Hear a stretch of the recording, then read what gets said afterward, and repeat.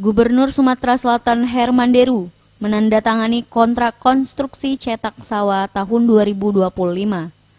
Penandatanganan ini berlangsung di Auditorium Geraha Bina Praja, Palembang. Proses cetak sawah dimulai dari pengajuan data lahan oleh pemerintah kabupaten kepada provinsi. Setelah melalui verifikasi clean and clear, lahan akan masuk tahap studi investigasi desain atau SID. Tahun ini, total potensi lahan yang siap digarap mencapai 48.000 hektar, namun baru 1.800 hektar yang telah dinyatakan siap dan ditandatangani kontraknya bersama mitra utama, yaitu TNI. Gubernur Sumsel, Herman Deru, berharap program ini mampu menambah luas baku sawah yang pada akhirnya akan meningkatkan hasil panen secara signifikan.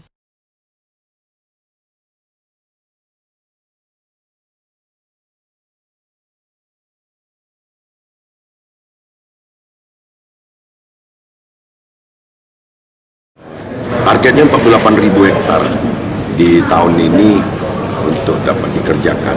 Kita hanya tinggal nunggu proses SID-nya, survei, investigasi, desainnya. Tapi yang masak makan dulu.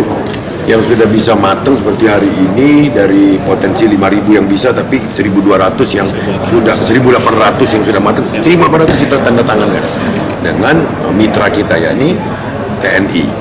Nah ini kita berharap satu LBS, luas baku sawah kita bertambah menjadi 568.000 ke depan. Kedua, akibat luas baku sawah bertambah, tentu produktivitas kita. Sementara itu, Komandan Korem 044 Garuda Dempo, Brigjen TNI Adri Kusdianto, menyampaikan bahwa optimalisasi lahan ini diharapkan mampu meningkatkan indeks pertanaman dari 1 kali menjadi 2 kali tanam dalam setahun. Optimasi lahan ini yang jelas kita akan bertambah IP-nya menjadi IP 200 minimal 2 kali.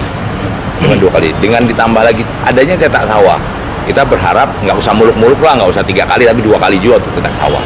Harapan saya mudah-mudahan di awal Agustus itu sudah selesai sehingga di akhir Agustus kita bisa launching menanam mengundang Pak Menteri. Imelda Wiji, Sriwijaya TV.